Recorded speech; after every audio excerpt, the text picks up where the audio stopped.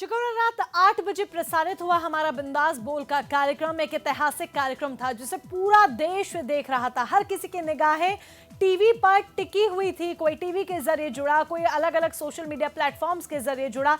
हमारे संवाददाता नमित त्यागी ने देश की जनता की राय जानी, खास तौर पर उन लोगों से बात की जो टीवी पर नजरें गड़ाए बैठे थे और हमारे कार्यक्रम को देख रहे थे, क्योंकि उस कार्यक्रम को देखकर उनके मन में तमाम तरह के सवाल उठे और उन्होंने इस बात को भी कबूला कि सिर्फ सुदर्शन न्यूज में ही हिम्मत है कि वो इस तरह के मुद्दे उठाता आया है और अभी भी उठा रहा है। देश के सबसे बड़े खुलासे को इस वक्त देश की जनता देख रही है और सोच रही है कि आखिर यूपीएससी जिहाद में है क्या और क्या खुलासा सुदर्शन न्यूज कर रहा है। लगभग पिछले 10 से 12 दिन से पूरे देश की जनता ने इस शो का इंतजार किया। हालांकि इस शो को रोकने के लिए तमाम देश विरोधी ताकतों ने पूरी कोशिशें की। हाईकोर्ट तक लोग जा पहुंचे, लेकिन हाईकोर्ट के बाद जैसे ही मंत्रालय ने हरी झंडी दिखाई हमारे शो को, आज ये शो ऑन एयर हुआ है और देश का सबसे बड़ा खुलासा देश की जनता के सामने हुआ है। और लोग जो है टकटकी लगाए इस शो को देख रहे हैं कि आखिर कितना बड़ा खुलासा जो और इतनी बड़ी हिम्मत जो है वो सुदर्शन न्यूज ने की है, क्योंकि इन लोगों के खिलाफ शायद इतनी आसानी से कोई बोलने के लिए तैयार नहीं होगा। सीधा बातचीत करते हैं और पहला रिएक्शन मैं एक छात्रा से लूंगा जो कि खुद पढ़ाई करती है और आखिर वो समझना चाह रही है कि आखिर यूपीएससी जिहाद है क्या। आपसे सवाल होगा, इतना बड़ा खुलासा सुदर्शन न्यूज पे हो रहा है, सबसे पहला सवाल कि कितना इंतजार आप कर रहे थे शो?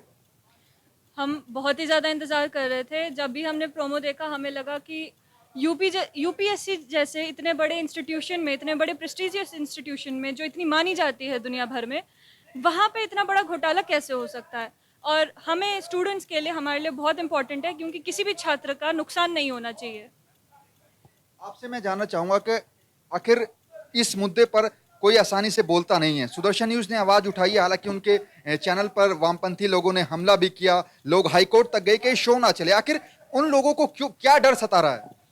असल में इन्होंने पहले प्रोग्राम जो किया था सुरेश चौहान जी ने, हमने पहले इनका प्रोग्राम देखा, लव जहाद पे देखा, उसके बाद लैंड जहाद पे देखा, तो हमें लगा शायद यहीं तक जहाद चल रहा है। लेकिन अब ये नया यूपीएससी जहाद जो इन्होंने पिछले हफ्ते स्टार्ट किया था, और तब से हम इसमें लगे हुए देखने के लिए कि आखिर ये क्या हो रहा है इस देश में, कहाँ कहाँ पे जहाज जा रहा है ये। हम तो अभी खाली लव जहाज और लैंड जहाज तक ही सीमित थे, लेकिन यूपीएससी जहाज अब चाहते हैं कि अब पूरी तरह देखें कि क्या दिखाना चाह रहे हैं और कहाँ कहाँ घुसपैठ हुई है जहादियों की।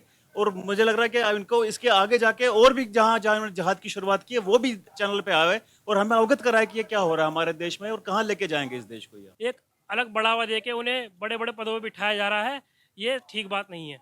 आप भी इंतजार कर रहे थे? जी हाँ जी, मैं तो ये कहना चाहता हूँ, अब इस चीज़ से ये पता चलेगा, अभी तक सिर्फ जो हमारे हिंदू राष्ट्र के लोग हैं उन्हें अभी तक इस चीज़ के बारे में नॉलेज थी कि जिहाद क्या चीज़ होती है। अब स्टूडेंट्स को भी पता चलेगा कि ये चीज़ कैसे बढ़ती जा रही है दिन पे दिन।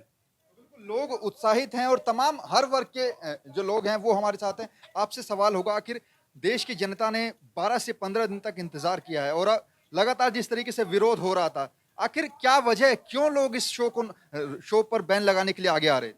नहीं, इसका सीधा स्पष्ट कारण है जो सबको दिखाई दे रहा है। लव जिहाद में क्या होता है, लैंड जिहाद में क्या हुआ और यूपीएससी जिहाद में क्या होने वाला है।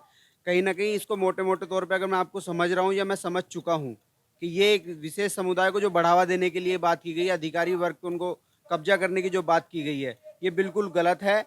और मैं अपने उन अधिकारियों से बात कहना चाहूँगा, वो इस यूपीएससी जिहाद को देखें, क्योंकि आपने कभी इस तरीके से भेदभाव किया, आपने हिंदू को हिंदू समझ के, मुसलमान को मुसलमान समझ के कभी फैसला किया? हमारे अधिकारी, जितने भी हिंदू अधिकारी थे, या मैं अपने अधिकारी कहूँगा जो हमारे भाई थे, उन्होंने कभी भी हमारे पक्ष की बात नहीं कही। उन्होंने केवल और केवल इस संविधान की बात करी, इस देश की रक्षा और संविधान की रक्षा की उन्होंने बात की। आज इतना बड़ा इन्होंने जो कदम उठाया है, इस तंत्र के साथ जो खिलवाड़ करने का जो प्रयास किया गया है, अगर मैं बात करूँ, अभी बात चल रही है कि भाई ये इतना बड़े तंत्र से छेड़छाड़ करना इस देश के लिए ठीक नहीं है और ये इस देश को कब्जा करने की जो रणनीति इन्होंने तैयार कर ली गई है, इसको हम बहुत पहले समझ गए थे। और मैं अपने देश के युवाओं से कहना चाहता हूँ, हम भी पढ़े लिखे हैं, पढ़ाई लिखाई हमने भी देखी है, हमारे घर में भी लोग तैयारी कर रहे हैं, हमारे बहन भाई तैयारी कर रहे हैं यूपीएससी की। आज उनको भी ये पता लगना चाहिए कि ये किस तरीके से उसमें इस तंत्र में घुस चुके हैं और युवा आज नहीं जगा तो इस देश पे कब्जा करने के लिए तंत्र तैयार किया जा रहा है। इसका बहुत घातक नुकसान हम सबको झेलना पड़ेगा। मैं सुरेश चौहान के जी को और उनकी पूरी टीम को धन्यवाद देना चाहता हूँ और उनको अवगत कराना चाहता हूँ।